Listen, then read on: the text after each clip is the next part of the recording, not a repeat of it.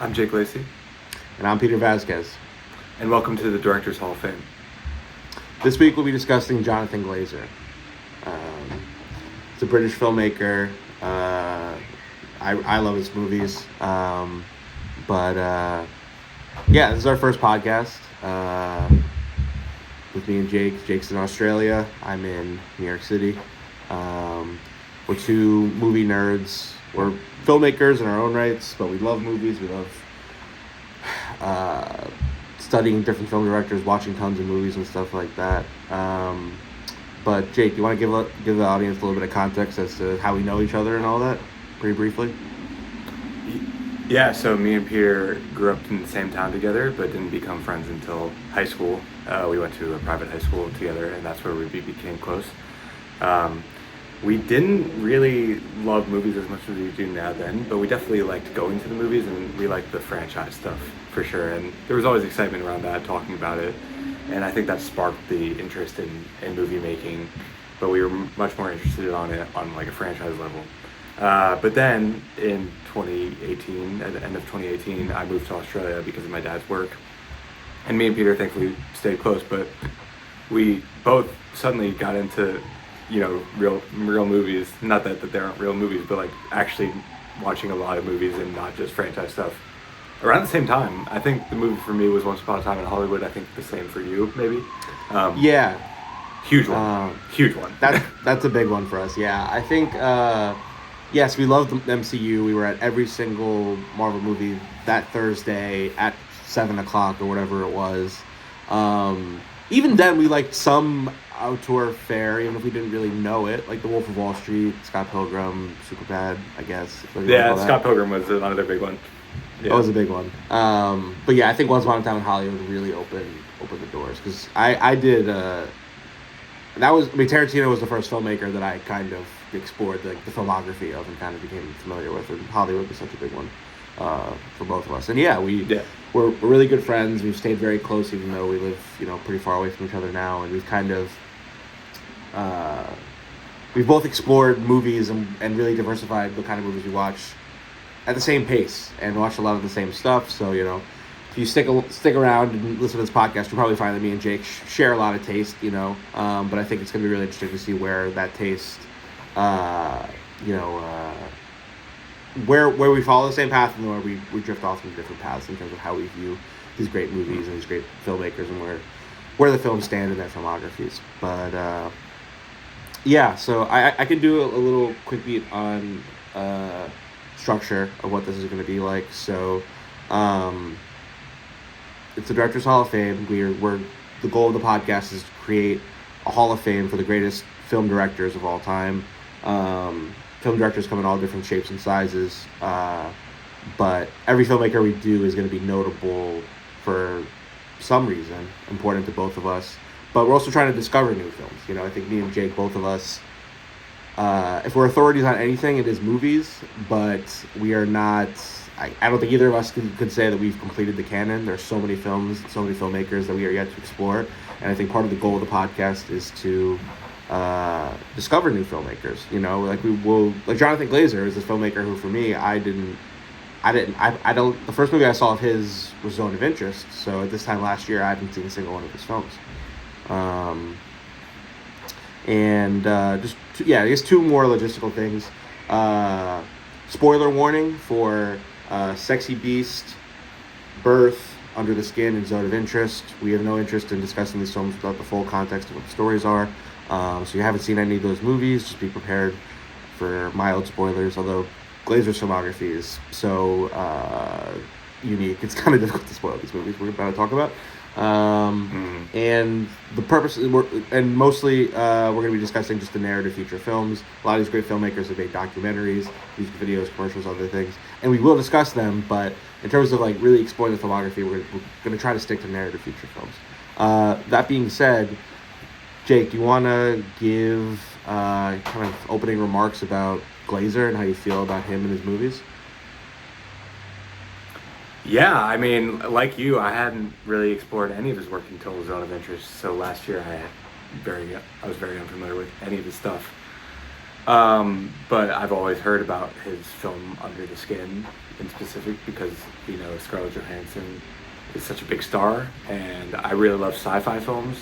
And that one isn't totally a sci-fi film, but it's exploring aliens and extraterrestrials. So I've always been interested in his work. And I know you're the same. The award season is such a big thing that you try and catch everything, and Zone of Interest was a big one. It actually won a lot of awards. It kind of goes under the radar how well that film did. So watch that to keep up with, the award season. And yeah, like I fell in love with his filmmaking from that film, and every other film I've watched, even though there's only 4, there's that strong directorial vision in every single one of them. Even in, the short films and some of the music videos, you can sense that vision, even if it isn't as strong. But I think he's only grown into it more and more with Under the Skin and Zone of Interest. The early ones are really strong too, but Under the Skin and Zone of Interest are two such strong artistic achievements in my opinion, and just striving for something greater than what the narrative is. So I think he's only gotten better as a filmmaker, and I wish there was more of his works. But I'm a really big fan of literally everything I've seen from him. Yeah, he's the unique filmmaker where, well, there's many other filmmakers like this too, but every film, every feature length movie he does it's maybe an event movie is too strong of a word because he's so small. The productions are smaller, but you have to really contend with. There's no minor work in his filmography. Everything is a major step forward in some direction, So yeah, we're gonna do a quick little ranking about just kind of contextualizing Glazer himself, and then we're gonna go through the filmography. And at the end, we have some categories to get through in terms of ranking his filmography and doing other sort of things. So I don't know how much research you did, Jake, going about the pre-Sexy Beast life of Jonathan Glazer, but very quickly he started his career in theater. He did a lot of commercial and music video work, obviously, very famously with your beloved Radiohead. Do you want to explore that? Yeah, do you want to talk about those music videos at all before we get into the thick of it? Yeah, so he only made 2 videos for Radiohead, but they're 2 amazing videos in my opinion. And he's made a bunch of other music videos and commercials, and I honestly didn't really watch those. I'll explore those later down the line. But the Radiohead, because Radiohead's such a big band for me, I'd already seen those music videos, but I rewatched them. I think the Karma Police video was actually the first thing I saw from Jonathan Glazer without really knowing who the hell Jonathan Glazer was, even as a film fan at that time. They're just they're really good videos in my opinion. They really complement the song and what the song's saying. And I don't know how much of the videos are Tom York and Radiohead's contribution and Glazer's contribution. You can definitely feel Glazer's influence on it visually. I think the Karma Police one especially is really good. One of my favorite videos actually. And the Street Spirit one is good too. I just like Karma Police, the song, and what the video is doing as well. It's very simple but very effective in my opinion. Did you watch those videos as well? I watched both of them, yeah. I definitely responded to the Karma Police more. That song I respond to more, so there's a bias there. Yeah. Very, very famously used in Season 2, Episode 1 of Invincible, which is my introduction, not to Radiohead, I did know Radiohead, but that song, which to a diehard Radiohead crazy myself is maybe blasphemous. But that's one of my favorite songs by them. Whenever I feel like a piece of shit or a dirtbag or anything like that, I listen to that song, and it's the anthem. Yes, it's an anthem to that. It feels appropriate. The Street Spirit video, I don't have much of a relationship to that song, although I have listened to that album, and it's a good video. I was probably most impressed with the way in which he was able to blend different shots where there's, if not slow motion, it's a different frame rate, and there's different kind of movements through the frame. Usually when I'm looking at something like that, I'm imagining that there's a cut in the middle, there's a split screen, and half is one shot, half is the other. But there was really a lot of mixing where it was 2 shots, something's occurring in slow motion while something's happening at regular speed in the same space almost. So it's very, that was very impressive. A lot of striking images in the Street Spirit video, but the Karma Police video, I just, especially with the fire leading into the car, it was there's a real vision there. Yeah. Like you said, there's no way to really know, where the Radiohead influence and the Jonathan Glazer influence begins and ends. But yeah, it's really cool to see Radiohead link up with a filmmaker, especially that early in their career. Obviously, Johnny Greenwood and Tom York end up having a relationship with Paul Thomas Anderson, who is he's a filmmaker me and Jake kind of like, I guess, to put it lightly. Who? Probably. Yeah, exactly. One day we'll do a pod against him, a pod on him. That would be pretty great. But I had written down here, I wanted to talk about what what film got them in the door.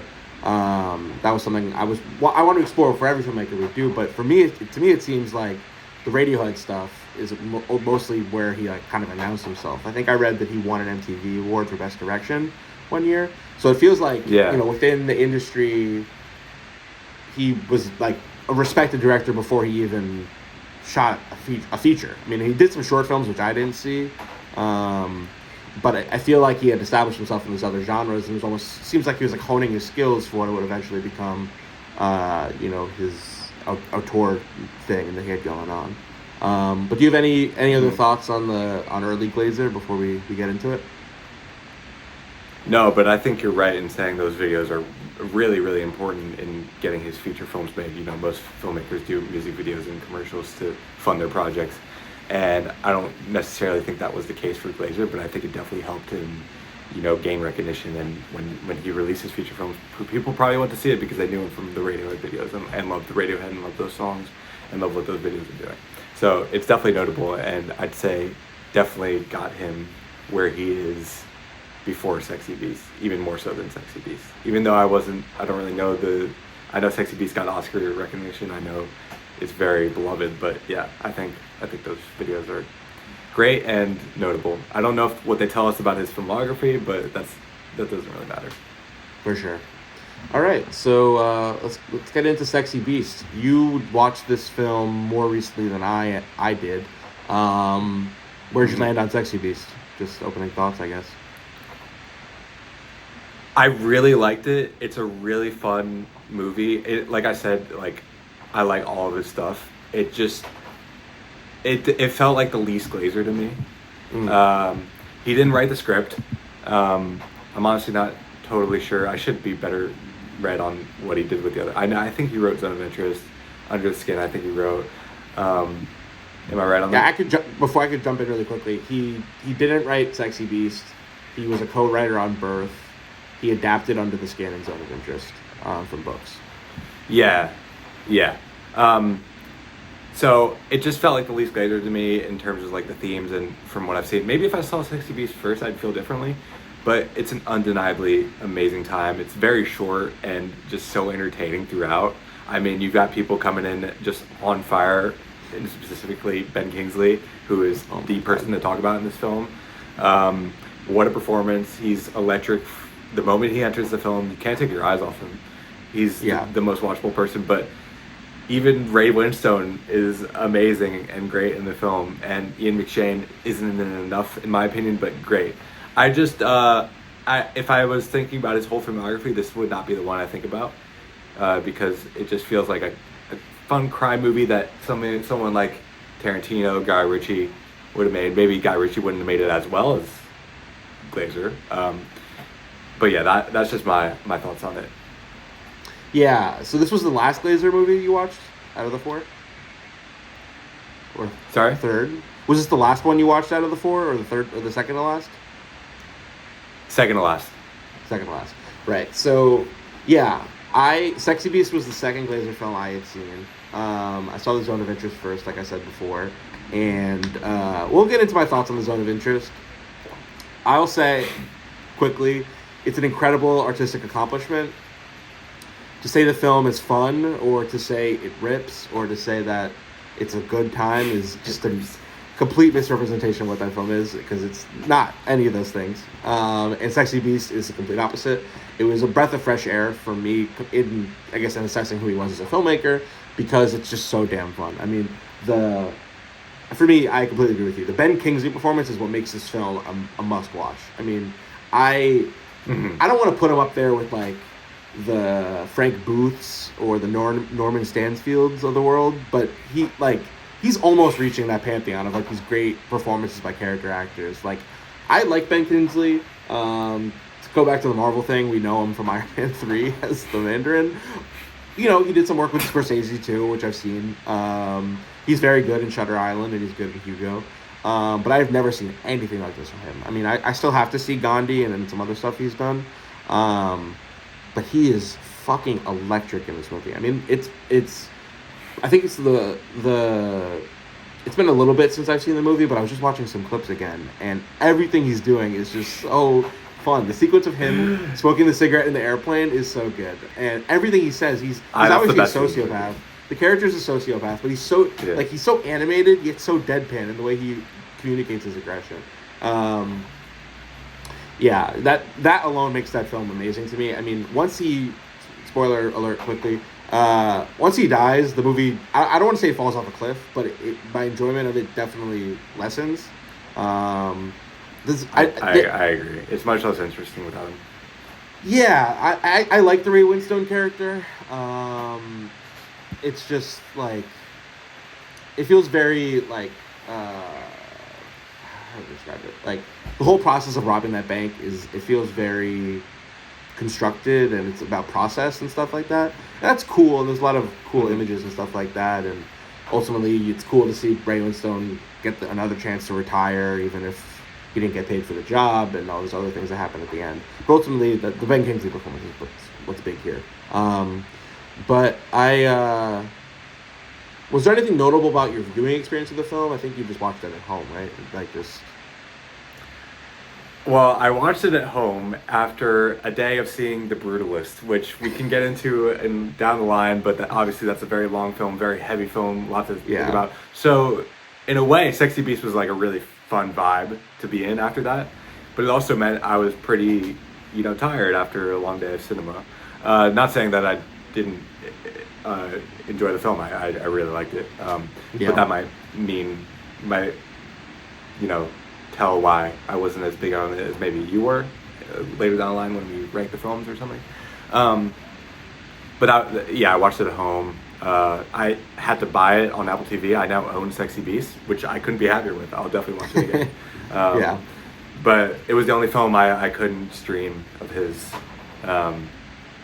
But yeah, it was a really fun viewing experience. Watched it late at night. Headphones on, had a beer. It was a great time. Nice. Right. Yeah. My experience wasn't too notable either. It's so short, which I try to do a movie every day if I can, and I think I was going to like a grad party, and I had like just about like an hour and 40 minutes to watch something before I have to go. And I figured, I probably won't have time when I come back, so let me knock this out really quick. And it was an electric 90 minutes. I mean, it's less than 90 minutes, right? Or something like that. The long runtime. It's like 89 minutes. It's pretty crazy, and it's pretty tight. Very well paced, and yeah. What is this film about to you? I think it's pretty simple. Definitely the simplest of his films, which isn't a bad thing. But I think it's about being able to unable to escape a previous life, being unable to settle down. That's what it's about to me. Just this guy trying to catch a break, and his past keeps creeping up with him. Yeah, that feels right. I wrote down that it's like this, for whatever reason, the phrase "no clean getaways," which I think is a tagline for some other film or show that we probably both really like. That sounds familiar. Yeah. Yeah, it reminded me of like almost some of the Breaking Bad Vince Gilligan stuff of like almost getting away with it, and then then life coming back at you, and you can never really run away from your past. Mm-hmm. Yeah, I mean that feels like what it's about. It's more metatextually, it's about Ben Kingsley and how fucking good he is, and how great he can be in this intense dialogue. That's what it's about to me. Yeah. To contextualize it within like what was going on, I think you bringing up Guy Ritchie and Tarantino is a very apt like context as to what's going on in this movie. He didn't write the movie, and so you still feel his voice visually, but it doesn't feel like the other movies in terms of like it doesn't feel like he. I feel like his other films are extremely atmospheric in a way that this movie kind of isn't. And I mean, he has great taste in the script because this is an amazing screenplay that he accomplished really well, that he realized very well. But yeah, it is very much that Tarantino Guy Ritchie thing of snappy, quick dialogue. Even like the quick camera movements and stuff like that. It feels like a remnant of that 90s independent cinema, specifically those crime films that came out then. But I love those movies, you know what I mean? And I know you do too. It's like that's a really fertile ground for storytelling, Yeah. Do you want to do Ray Winstone real quick? Yeah, sure. I mean, what an actor. I mean, what a filmography he has. Yeah, he's fucking amazing in The Departed. That's primarily where I know him from. That is, yes.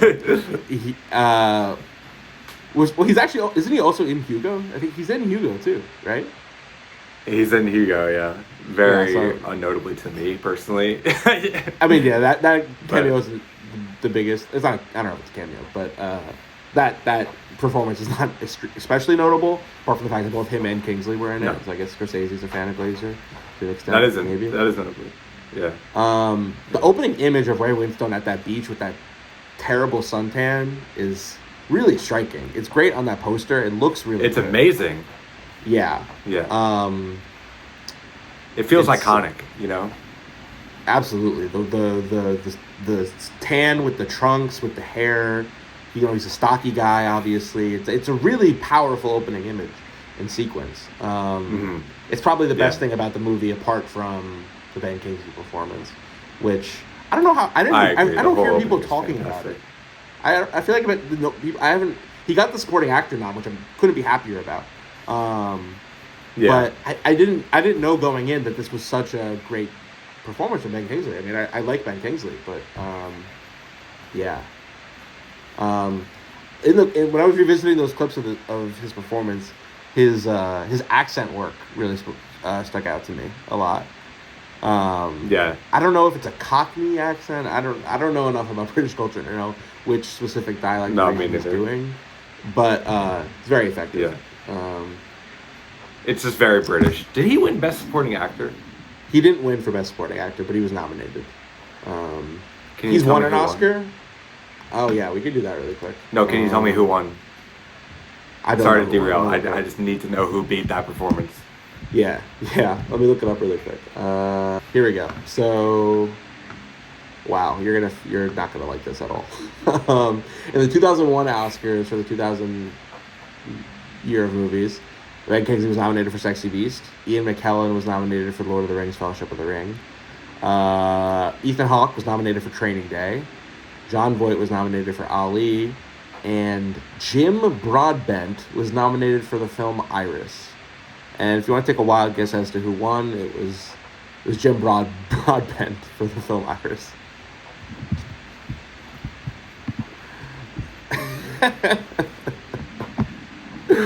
Says it all, doesn't it?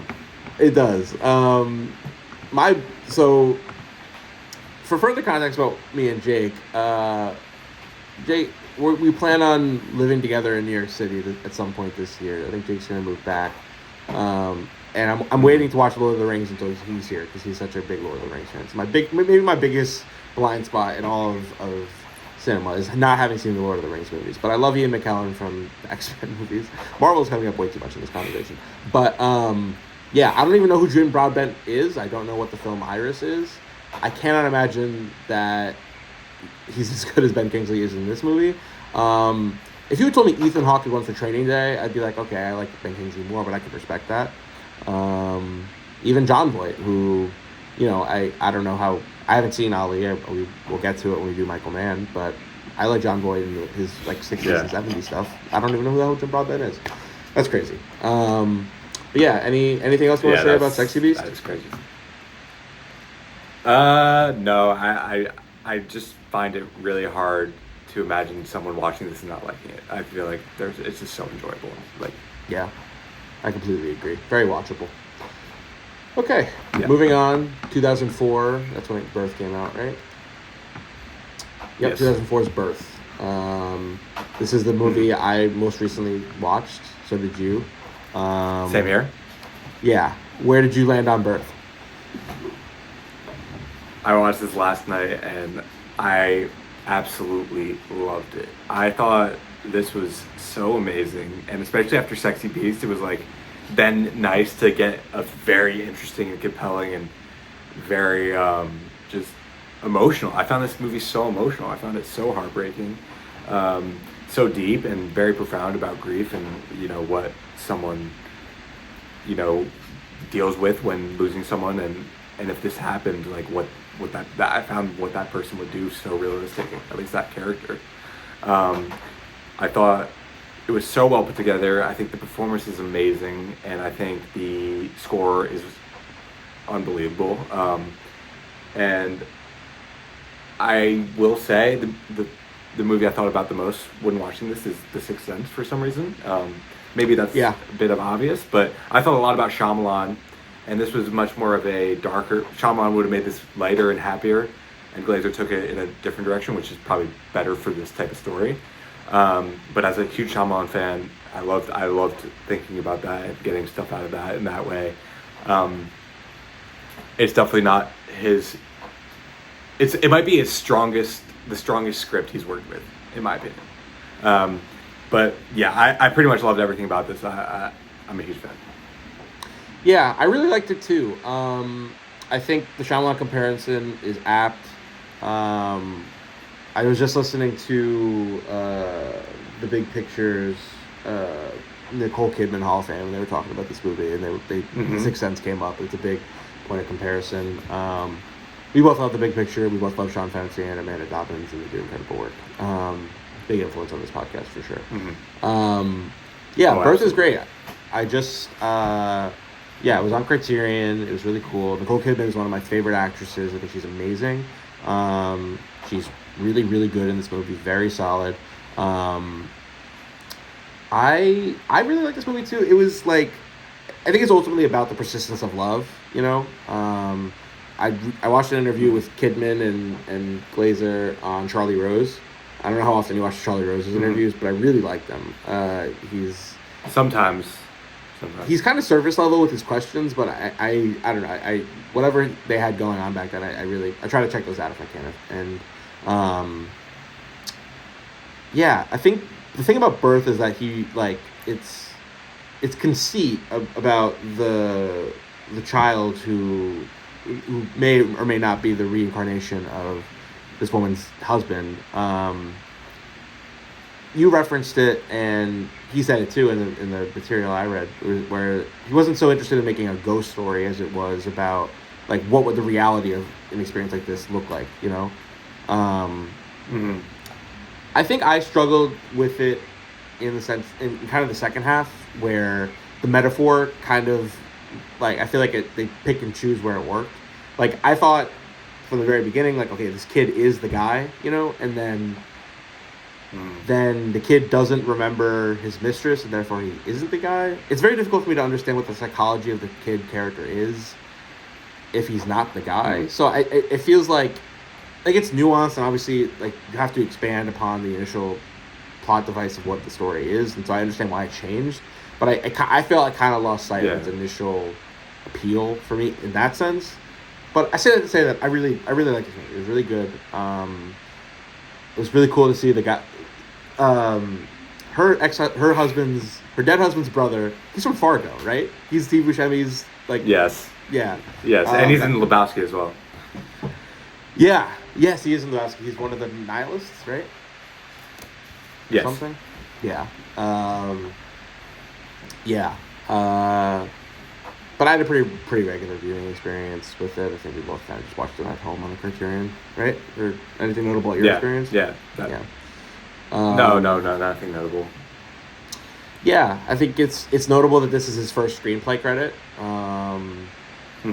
It feels like he's beginning to open up that like atmospheric, almost omniscient kind of perspective on these things. It definitely feels like there's a like between this movie and Under the Skin, his approach to these movies changes in a big way. Oh, for sure. If not, well, I don't know, maybe approach is the wrong word, but I think technically and stylistically, his films look and feel differently after this one. I totally agree. He starts working with different people, and he starts, striving for something greater than the narrative. Like I said earlier, I think the next two films we'll talk about are grand artistic statements, and Birth and Sexy Beast aren't, but they're still really good films. Yeah. Yeah. I think it's interesting. I did you struggle at all with the bathtub scene? I actually didn't. I found it, very, like, it felt very, not very restrained, but like it towed the line very well in terms of being like too much, too little. I think it gave it exactly enough in what it needed to do for the story, but not doing too much where it makes the audience wildly uncomfortable. Or, I don't know. Personally, I wasn't too bothered by it, and I thought it worked for the story and the characters. But I could see why people would be bothered by it, obviously. What about you? I agree. I think he approached the line and didn't cross it, and I think that in order to make this film, I think he did it about as good as you could expect it to be. It doesn't seem like anything exploitative or morally questionable things happened, at least in the footage that was included in the film. Something I just thought of is that the kid character in this movie he's kind of like the Ben Kingsley character in Sexy Beast, in the sense that there's much like you see there's many scenes about the other characters discussing this character. You know what I mean? Yeah. To use the words of our times, they both have aura. You know, the kid himself, like he has. I mean, that's a great like, comparison. Yeah. Yeah. God, I don't know. I really liked Birth. I think it's a key Nicole Kidman text. Her haircut is really good. It's like such a strong choice. And it doesn't even know where Very it comes striking. from and stuff like that, but it's striking. Yeah. Yeah. For me, I think this is. Well, I'll get to it in the rankings. But is there anything else you want to say about Birth? You said this earlier in one of your more nitpicks about his second half and how, it doesn't really explore what this kid, because the kid starts believing that he isn't the guy anymore. And I think that just shows how straight the script plays everything. It never feels the need to explain or delve into any of these, like why this is happening. It just shows the happening, which is really why I liked it, honestly, because I really like that, but I can understand why you might have bumped with that stuff, because it doesn't really, explore the deeper stuff later in film, and that might lead to other people being bothered by it too. But yeah, I'm a huge fan. I think it was just so effective emotionally for me, and definitely his most emotional film. So it was interesting to get that from the Glazer film, because I hadn't yet. Yeah, I'm cool with the lack of explanation. I really like how Under the Skin doesn't kind of tell you what's going on so much. Another great example. Yeah, something about this one I felt like I don't know. I don't think I wanted an explanation so much as like I wish that like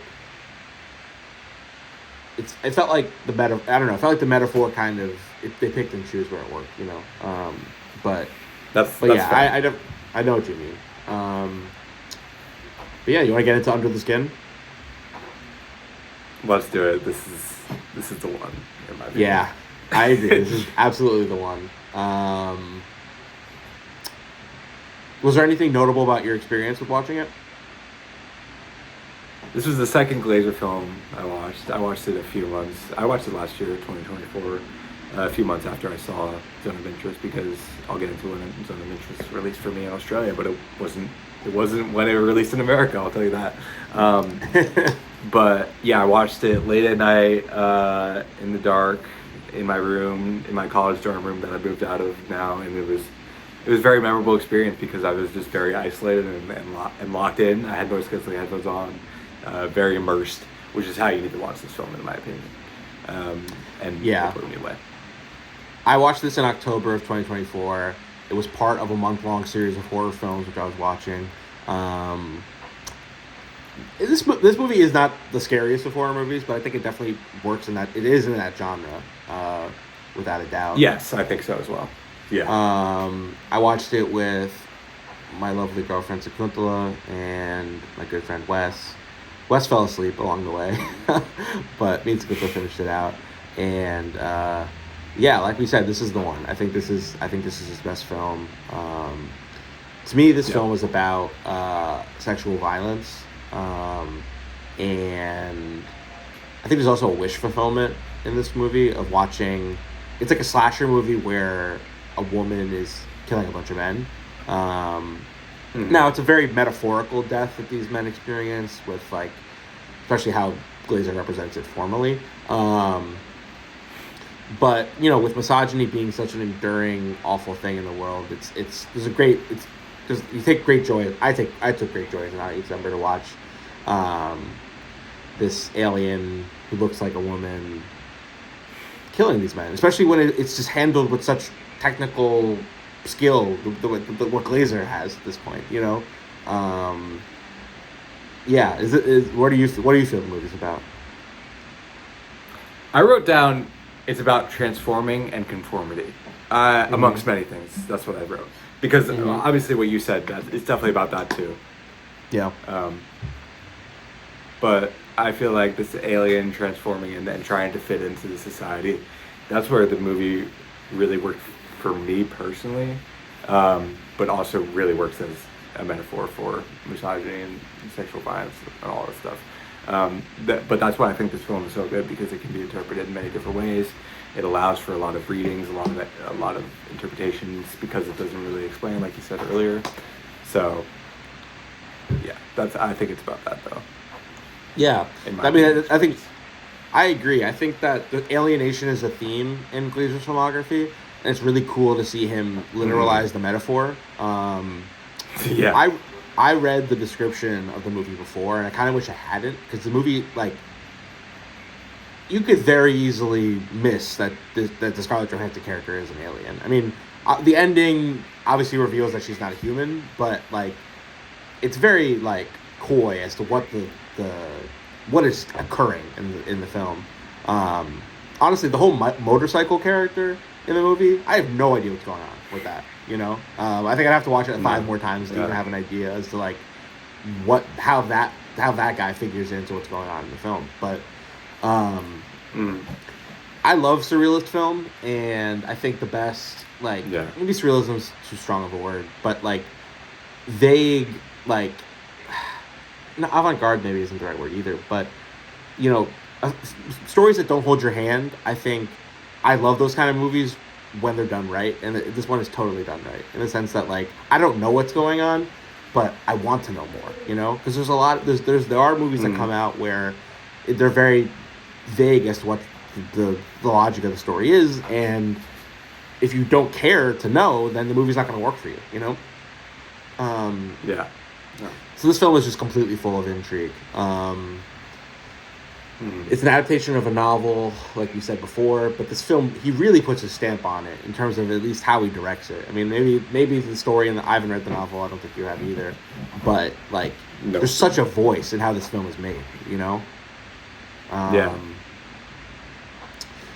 I mentioned how Ben Kingsley's accent work is really great in Sexy Beast. I think ScarJo's accent work in this film leaves something to be desired. And what sucks is that I think she's well cast. I think she's actually she's a good actress Very for this well part. cast. I just don't know why she can't be using her American accent, maybe we have some baggage. Yeah, we do.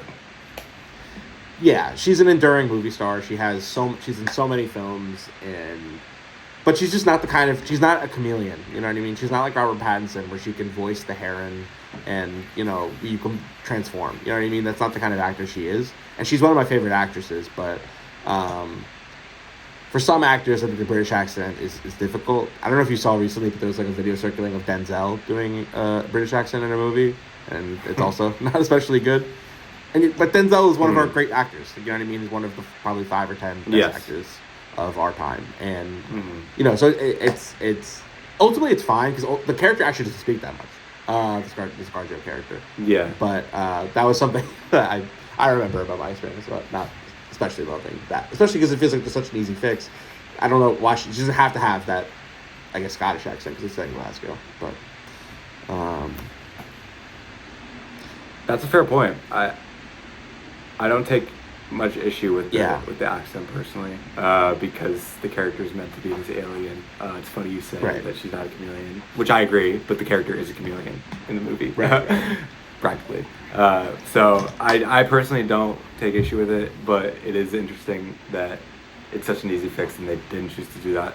Why that's the case, I don't know why. Could be a ScarJo choice, could be a Glazer choice, but doesn't take away from my enjoyment of the film, and I know it doesn't for you either, but it's notable.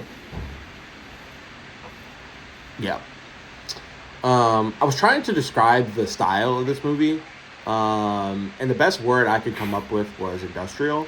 I did more research That's good. as to, like, what industrial as a word in terms of art, what it represents, and I mostly saw that it's like more of a genre in music than it is any other art form. Like, but Yeezus by Kanye, like that's industrial hip hop, right? There's a sleekness, a coldness, and a melt. Like not a. There's like it's a sleek, cold, technological kind of like. I don't know, sleekness, or it feels like the best word. But all that goes into the style of this movie, and I fucking love it. I love it so much. Yeah. It feels like it inspires something like The Substance in terms of like the production design, in terms of how these things feel like maybe postmodern is not the word, but like it just feels so fucking sleek, you know. And the sequence I'm mostly referring to in that is when ScarJo and the men that she eventually kills are in that space where the whole background is completely black, and they enter a pool and they follow her and stuff like that. That's just like complete, like just amazing visual imagery, and it's so striking, you know. It's unreal. I couldn't believe how good that sequence was. All right. We had quick technical difficulties, but yeah. Any final thoughts on Under the Skin, Jake? It's an amazing film. I love sci-fi. I love this type of vibe. Like you said, industrial, and I think that's, you put it perfectly. And it's just a very impressive achievement, and it's also just an amazingly well-made film. Yeah. 3 things really quickly. It's really cool to see an early Adam Pearson cameo. I still haven't seen A Different Man. Oh yeah. No, me neither. But very cool. I really like how she doesn't kill that character and responds to how he's also kind of an outsider, I feel. I feel like there's Kubrick all over this movie. I don't know how you felt, but totally. I was gonna bring that up. Yeah, I think even with Zone of Interest, it's interesting how different filmmakers have been compared to the different works. Yeah. And then what was the last thing I was gonna say? Yeah, I think I'm good for now. It's gonna in our in review section. I have more things to bring up, but we can move on. All right, the Zone of Interest. Yeah. If we're laughing, it's not because of the subject matter, which is deeply serious. It's because we had a very spirited discussion about what does and does not work about this movie when it first came out. Jake, you're higher on it than me. You want to talk about what your experience of watching this movie was like? Yeah, so I saw this movie when it came out in Australia, which was in March of 2024. I saw it like right before the Oscars. It came out like so much earlier in America, like October or November. If I'm up in 23, I'm thinking.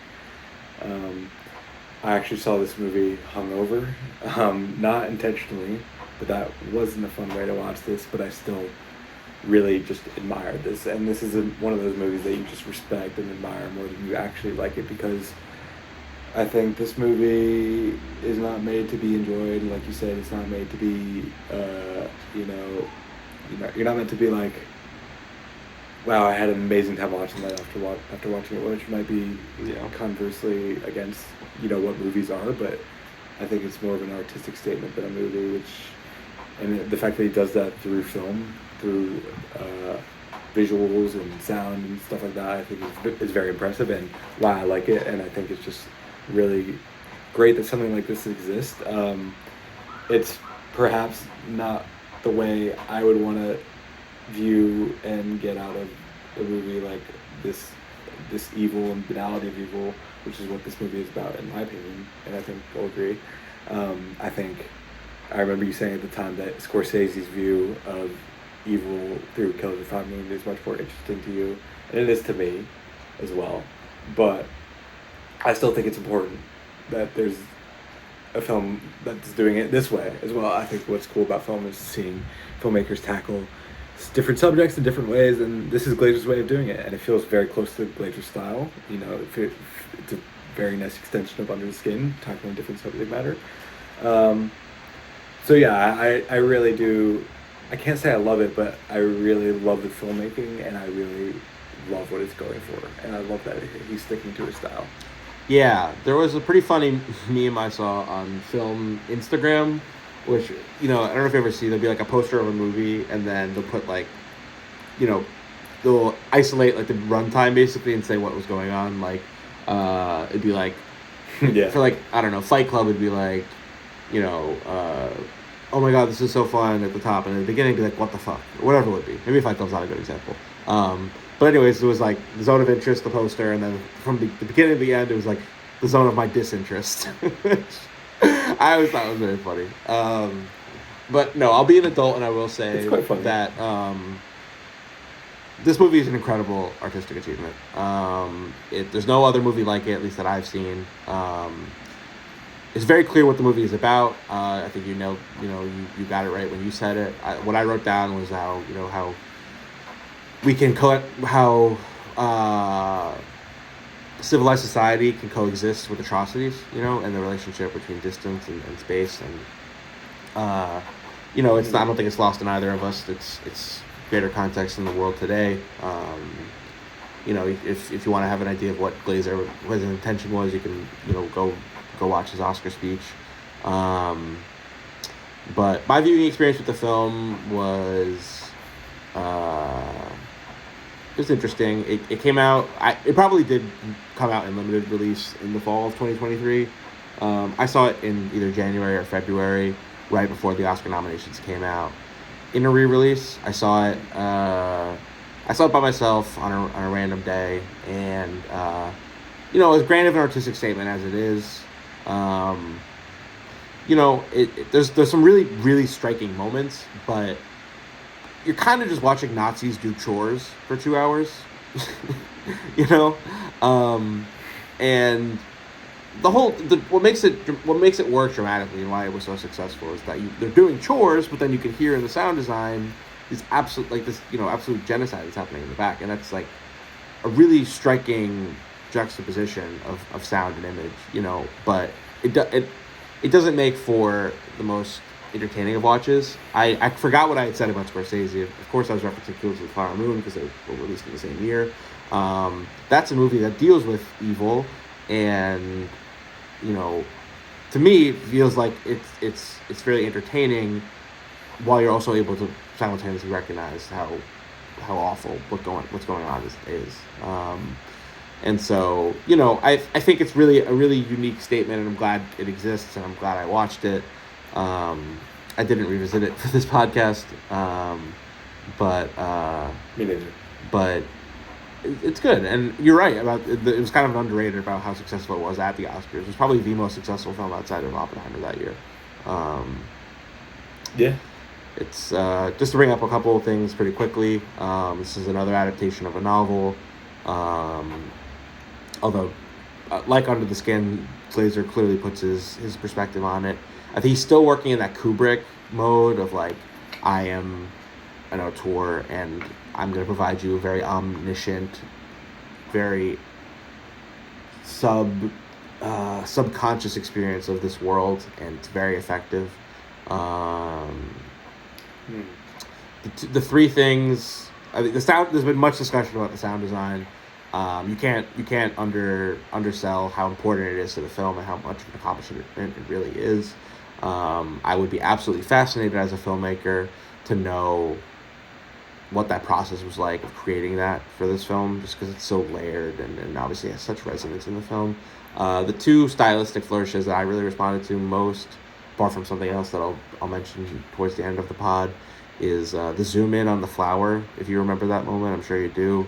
Oh yeah, yes. Really, really effective. You feel Glazer's disgust as to what's going on in that moment in a way that you probably don't in any other moment. This was a part of my viewing experience. The long black screen after the opening credits, really striking and really sets the mood for what's going on. Although I thought my theater had messed up and the film was playing and I couldn't see it. And then he got Sandra Huller at the same time Anatomy of Fall came out. So he's really got a clear eye as to like what actors are going to be important and work well in his films, and she's very good in the film. I mean, I think she's absolutely incredible in Anatomy of Fall, and she's kind of just doing chores in this movie, which is it's minimizing. I don't know. The movie's very good. It's just more of a joke than anything. But is there anything else you want to say about the Zone of Interest? I mean, you brought up some of the creative choices that I responded to. There's one that you didn't mention, but I'm sure like you said, you'll mention it later. But yeah, every creative choice is like so impressive and makes the film not fun to watch, but like really striking and engaging for me. I know people are not engaged with the just the Nazis doing chores of it all, but I think the filmmaking is too good and there's too many bold choices going on for me to feel bored when watching it. I think the sound design, like you said, like it's just a full experience. So that's why I think I'm higher on it than you. But I know you also admire and recognize those flourishes as well, as you clearly just did. But yeah, it's like more people of us have written about what the film means and how it exists in our world today. We don't need to do that. But yeah, I think we both recognize that it's another artistic achievement, and it's crazy that he has two really strong artistic achievements that rival Kubrick, in my opinion, back to back. Yeah. I mean, he hasn't made any film that's not worth a discussion. So, but yeah, that's I totally agree. That's those are the 4 films he's directed. We have a lot of categories to get through as to like how we feel about his work in its totality. But before we get into that, I just wanted to ask you, do you prefer your great filmmakers to be taking possibly over a decade to put out their new film, but when it does come out, it's this really thought out and well constructed artistic expression? Or do you want them to be just continuously working, like Ridley Scott or Linklater, Spike Lee, Paul Schrader, whoever you want to say? Like, which mode do you prefer? I mean, ideally there's a middle ground, but if you're taking one or the other, which one would you prefer? For me, consistently working, even if not every film is considered and as great as the previous one, if I'm a fan of the filmmaker, I want to have as many works from them as possible. That's why I have no issues with the length of, say, Killers of the Flower Moon, because if it's Scorsese's last or second last film, I want that to be as long as possible. I want as much Scorsese as I can get before he goes. So the same goes for filmmakers putting out film. That being said, if a filmmaker takes a while but it's something like a masterpiece, I'm also not going to complain. I think there is a middle ground, and that's PTA. He takes about like 2 to 3 years, so it's not like every year, but it's soon enough, and everyone is as good as the last, in my opinion. But very biased there. But how about you? Yeah, I mean, I tend to agree with the fact that like the more work you put out, the higher chances of meaningful work being made tends to happen. I grow frustrated with both sides. Like, I grow frustrated with Ridley Scott making, I don't know how many movies in the 2020s, but it feels like 4 or 5, and to varying, if not like a movie lesser, a year. Like results, But then you look at Glazer, and it's like he is now, I think he's going to be 60 years old this year, and it's like you've made 4 movies, and I'm really glad you made those 4 movies, but how many more movies are you going to be able to make if you take 10 years between projects, And Especially when like Seriously.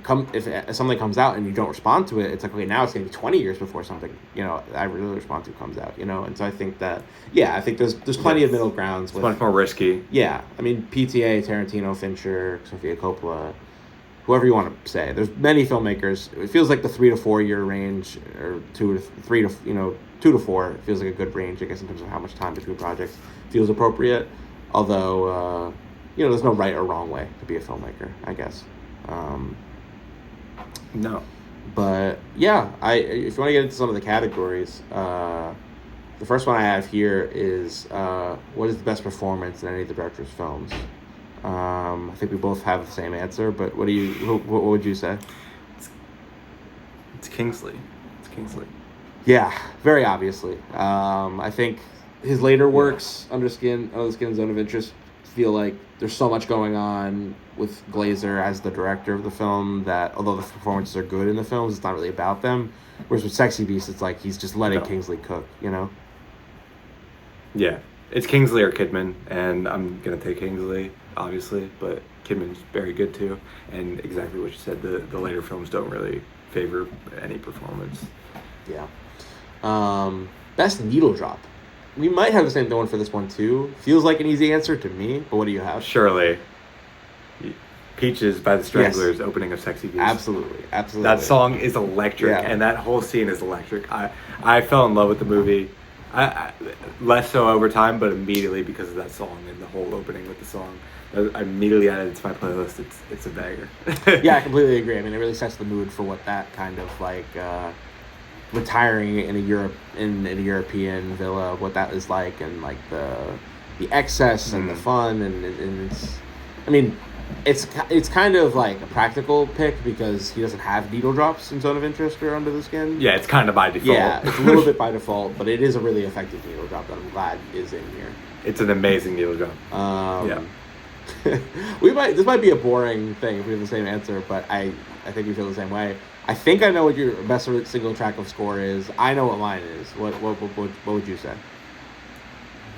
Mine's actually the prologue from Birth. What's yours? Okay. We have different ones then. For me, it's Lipstick to Void from Under the Skin. Yeah, I didn't re-listen to the score enough before. I just really love the score to Birth, and I was listening to it after I watched the movie, and I think the prologue opening track contrasted with the opening scene, which is like you don't know what's going on, and I think the whole score of Birth is genius because it's very kind of uplifting in a way and very kind of like light, and then the movie's obviously dark, so I love the contrastingness of it. But yeah, I'm glad we diverged here. Why do you like Lipstick to Void? I like it too. Whatever you remember from Under the Skin as a score, it's probably this one. It's Yeah. like the creepy like that thing. It's like that it has that. There's a really great drum programming, I guess if you want to call it that, in terms of like this very atmospheric kick and snare that comes back and forth. It's just so atmospheric, and it really works as like a horror movie score because it is upsetting, but it's also just a really well composed track that's very layered in a lot of different ways. Yeah, I'm glad we diverged there. I thought you would have had the same. I would have thought you would have had that one, but yeah, I like the Birth score. It didn't especially stick out to me, but it definitely was effective. So, what do you have for greatest scene he's ever directed? I think so. I have the concert scene in Birth, just the tight on Nicole Kidman's face as she watches the concert. We don't see what's going on. We don't ever see what's going on. He's letting Nicole Kidman just cook, and he's letting you get soaked into the moment and soaked into the scene, and that's when you really start to feel for the character. And it's right after she watches the kid Sean collapse, like her husband did under the bridge. Yeah, I just thought that scene was so effective, and he holds for much longer than you expect him to, which is a great choice, obviously. And just everything that's going on, her face is great. So I love that scene. Absolutely, it's a great scene. It's kind of reminiscent of that moment with Dirk at the end of Boogie Nights, in a way. Yeah. I had this. Great choice. I picked the scene where the guy implodes in Under the Skin. That's pretty much as good as it gets in terms of like visual effects and direction coming together to create something just visually striking. Like, I think it's the scariest moment in the film. It's very up in the air as to what is literally so happening, terrifying. but like he's in this dark space that feels subterranean, but is also very dark. And with a piece of sound designer score, he just instantly it implodes and his whole body decomposes, and then it leads into like almost like 2001 sequence of like visual like light approaching the screen, and it's like just that it's that one moment that but honestly anything that occurs in that space, whatever that space is just amazing. Yeah, it's always so striking. Yeah. I'll never forget watching that guy literally just implode and feeling like I was going to implode with him. It's so terrifying, and maybe the most effective thing in his whole filmography. Yeah. What did you put for greatest sequence? So I did that, okay. the implosion, but everything leading up to it, and then everything after, and then that in the middle. It's hard to tell scene versus sequence, but yeah, that's where I brought that up, because that's my favorite whole thing in his filmography. I think that moment is unreal. Right. A related moment, but a different moment. Have? It's in the same space, because I did, ultimately that's my favorite thing he's ever done. I think it's just such an accomplishment. But I really like when that one guy who's got a weird body, he's almost like dancing through on his way. And he's in some training. Good. All the sequences of the men like submerging into the water while ScarJo walks is like, it's like it's a painting. You know what I mean? Like there's so much meaning you can take from it, but it's so striking. And I think there might be it's been a little bit since I've seen it, but I think there is a montage where a lot of that kind of stuff is happening, and that is that would be my favorite sequence if there is, I guess. That's a good choice. So, I have a question for you. Why are we inducting Glazer into our Hall of Fame? To you? I feel like we're inducting him because he's become a filmmaker that is now striving for Kubrick, I feel, and any filmmaker that strives for Kubrick is worth talking about, even if they don't totally get where he's been by only 2 films, Under the Skin and Zone of Interest. I think it's worth discussing. He's only got 4 films, and like you said, they're all worth discussion. They're all good in our opinions. So I feel like that's why we're inducting him, because he's only got 4, each one feels so rare, so it's worth discussing him and talking about him, and everything feels important, and everything's like kind of like an event, you said. So that's why I think we're inducting him. Yeah, I totally agree. I think I wrote down that it's because every film he makes is essential viewing. Some of my favorite filmmakers, not every film of theirs is essential viewing. You know what I mean? I'm not sure if I'll ever get to every Coppola film, as much as I love his great films, but and not only is each film essential viewing, but it's also a bold artistic statement. I think every single one of his films is challenging, at least to some extent, or is really accomplishing something that's like, not your run-of-the-mill film. I think whether it's thematically, stylistically, a performance, a character, a towing the line, all these different things, he's pushing boundaries. You know what I mean? And to reference The Brutalist, which you read before, I think his chasing of Kubrick, to me, feels extremely worthwhile. And although he doesn't reach those heights, I think just the striving for it, there's a lot of meaningful work that gets done on that path, in a way that maybe I feel Brady Corbet's chasing of the Great American Epic, whether it be Coppola or PTA with There Be Blood or Godfather or Apocalypse Now, maybe less effective for me. But that striving, I think, probably will be a theme while we go through different filmmakers, just because, everyone's influenced by Kubrick, and Kubrick was influenced by a bunch of other guys, so. Do you have a best line from a film? I've got a lot of Birth here, maybe because it's fresh, but right. I Never Liked Sean from Birth. Mm-hmm. I think that line is so good, especially because of how late into the film that comes. You watch Anna be obsessed with Sean, trying to fall back in love with Sean, this kid, in the form of this kid, and then all of a sudden the mom's like, "Yeah, I never liked Sean." I was like, oh, this Sean, like, because you start to think of Sean as like this great person, And then the mistress stuff happens, and then that happens. I think that line is just like, it kind of like sums up the movie in a way, by the end of it. Maybe not the concept of it, but just, I think it's a really great moment in line that I did not expect. Right. So I went to Ben Kingsley for my best line, and my line ends up becoming many lines, but it's a monologue, and I couldn't omit anything, so I'm gonna do the whole thing. This is what he says: "Shut up, cunt, you louse. You got some fucking neck, ain't you? Retired? Fuck off. You're revolting. Look at your suntan. It's leather. It's like leather, man. Your skin. We can make a fucking suitcase out of you. Like a crocodile. Fat crocodile. Fat bastard. You look like fucking Idi Amin. You know what I mean? Stay here. You should be ashamed of yourself. Who do you think you are? King of the castle? Cock of the walk?" He then punches Fragrance down. "What you think this is? The Wheel of Fortune? You think you can make your dough and fuck off? Leave the table. Thanks, Don. See you, Don. Off to sunny Spain now, Don. Fuck off, Don. Lying in your pool like a fat blob laughing at me. You think I'm going to have that? You really think I'm going to have that? You punts. All right, I'll make it easy for you. God knows you're fucking trying. Are you going to do the job? It's not a difficult question. Are you going to do the job? Yes or no?"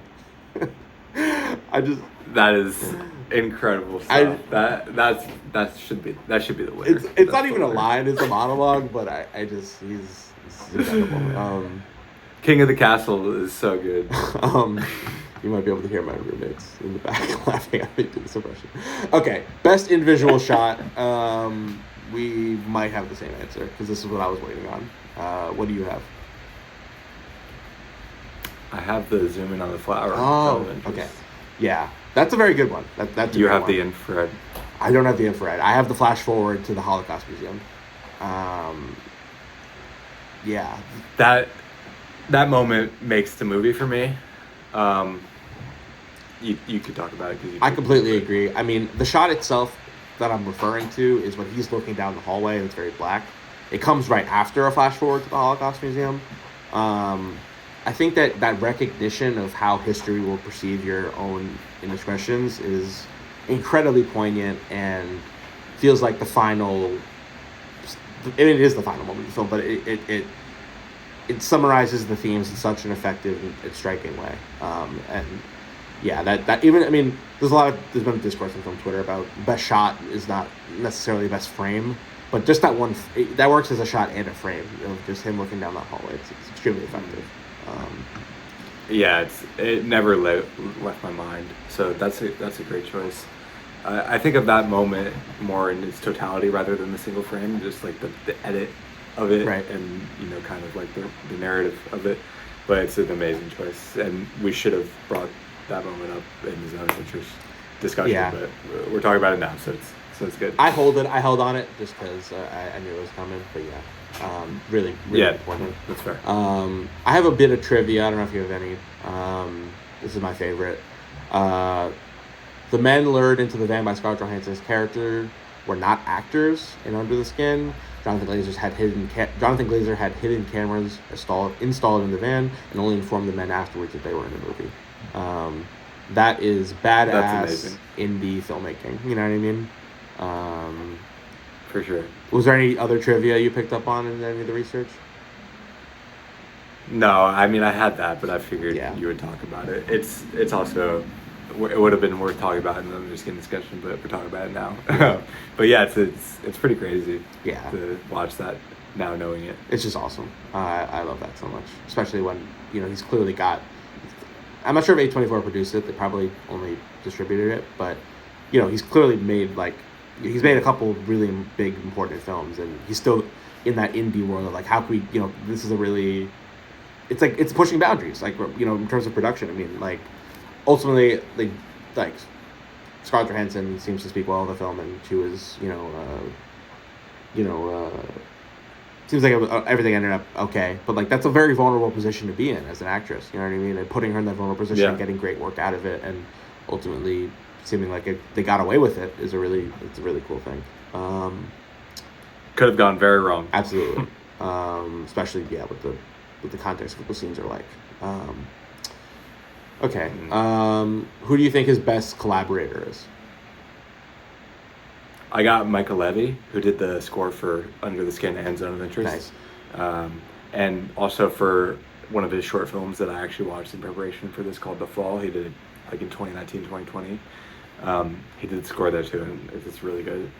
But yeah, I love all of his scores. It just adds to the atmosphere, adds to the vibe, adds to the tone. Does a great job of making you feel off in both Under the Skin and Zone of Interest. So I think his work's great. That's awesome. I put Johnny Byrne, who's the sound designer. He did Birth. The second choice. Yeah. They go hand in hand. Like in Under the Skin, I think the composer has more of an opportunity to really flex his muscles, and then in Zone of Interest, the sound designer. But I think, he's obviously a very accomplished director in terms of what the visual landscape is like, but these two guys really contribute a great deal to what feels like the vision, So, I think both really great choices. Really, we mentioned it before. What film got him in the door? I think we both agreed the work with Radiohead and music videos and commercials kind of, I think, established his voice. And then Sexy Beast was his first film, but by the time Sexy Beast came out, it wasn't like he came out of obscurity. He had accomplished stuff up to that point. Were there any trademarks that you, I guess, noticed recurred throughout his filmography at all?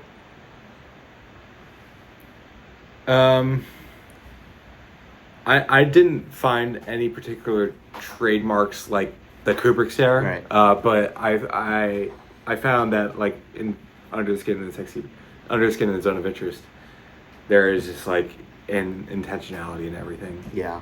Not that there isn't in Birth and Sexy Beast, but he starts to apply auteurist flourishes in both of those, and I think that's would be my trademark. Just him making really intentional choices that create an entire experience rather than just a movie. Right. You're getting a whole experience. I agree. I just put down. Did you have anything? I just put atmospheric imagery and score, which is a vague description of what's going on, but I think it's a very strong vision on relevant subject matter, I guess, in another way. Yeah. Each film's so different, so it's hard. Yeah, each film is really different. Although it does feel there's phases, and it feels like these last two are part of the same kind of thing. Yeah. And I'll be very curious to see what he does next. I mean, I'm sure, who knows if the world will still be around by the time the next Jonathan Glazer movie comes out. I couldn't tell you if he's in production or anything. I really don't know. I haven't done any research, but I imagine he's still doing research or something. Okay, we're in the home stretch. There's a couple more things to do. What would your bet? I mean, it's only got 4 movies, but what would be the best 3-movie stretch for you? Birth, Under the Skin, Zone of Interest. Yeah, and I'm sure you go. Yeah, I'm going to zag and do the other thing. Sexy Beast, Birth, and Under the Skin. He won the Oscar for Zone of Interest, and like I said, when I'm being an adult, I can sit here and tell you that Zone of Interest is a very important piece of art. And when I'm being immature, it's boring. It's just Nazis doing chores. You have a disinterest. Yeah, my zone of disinterest is the beginning to the end. Okay. How would you rank the films? I'll go Sexy Beast last. Mm-hmm. Then I go Zone of Interest. And then I go Birth, and then I go Under the Skin as number 1. Yeah, so I'm glad we don't have the exact same one. I would my 4th would be Birth, which I still really liked. Like I'm all in on Birth. I definitely enjoyed it more than I enjoyed the Zone of Interest, although it feels a little more minimal in terms of what it's really trying to accomplish, and compared to Zone of Interest and Under the Skin, and then Sexy Beast for me was more fun. So I have Birth at 4. I have Zone of Interest at 3. I've given it a lot of. I haven't been especially kind to it on the pod so far, but the Zone of Interest is an incredible artistic statement, and its real world relevance is striking, and I have Sexy Beast at 2. I fucking love Sexy Beast. It'll probably be the film of his I watch the most, just because of Ben Kingsley and how short it is. Like, it's just such a great time. The peaches, needle drop, all that different kind of stuff makes it just such a poppy, fun experience. And then we agree. Under the Skin is his best film. I think it mixes both. I think he has the big ideas. He has the atmospheric, visuals and sound and those important themes, but it's also just a really fun watch. It's like it's a horror movie. Very watchable. It's very watchable. And we didn't talk about the ending of the film, but it's very striking. I mean, spoilers, but what under Scarlett Johansson's skin is revealed to us. What is under the skin, and even that is like, it looks amazing. You know what I mean? These are the kind of visual effects that I really respond to. Like this, it's almost like Twin Peaks: The Return, where there's like it's obviously not CGI, and it's something else that feels really strong. And I think it's very visceral. It's very visceral. And so I think we both have this for Magnum Opus. I think we both agree that it is Under the Skin. Yeah. So although I could see someone saying Zone of Interest and making that case, and I wouldn't agree, but it'd be notable. He won the Oscar for Best International Film, got a bunch of other Oscars, and it's him applying his style to arguably a more important theme than Zone of Interest. I think they're both about important stuff, but yeah, I mean, I'm just kidding. It's better in my opinion. And I completely agree. I could also see an argument for the Zone of Interest. I could see an argument for all of his films, maybe. I mean, maybe not Birth as much. I know you like Birth, but if you told me any of his films, they're all very good. There is no like lesser work. It's just kind of, like you said, Birth is maybe his most emotional film, and that counts for something. It's maybe not as all encompassing thematically and as relevant to the world, but that you're right that is about the power of love, which isn't as trendy as maybe other kind of things in his filmography. Not to minimize the themes to be trendy, but it that also has its relevance too. And so, what a filmmaker! Can't wait for his next film. It was really fun to revisit all these films. Yeah, I mean, I loved watching everything I did. I watched interviews, I watched videos, I watched movies. There's some stuff that I haven't seen, like his commercials and videos, but I feel like I've watched what I need to have watched, and I will definitely revisit pretty much anything he's done, because, like you said, they're all worth discussion, they're all worth analysis, especially as he's grown in age and as he's grown as a filmmaker. I think he's only gotten better, which is pretty cool. Absolutely. All right. Anything else you wanna say? No, it was a pleasure doing this first episode with you. There were some technical difficulties along the way. It's not going to be perfect at the start, but we'll grow as a podcast. Cool.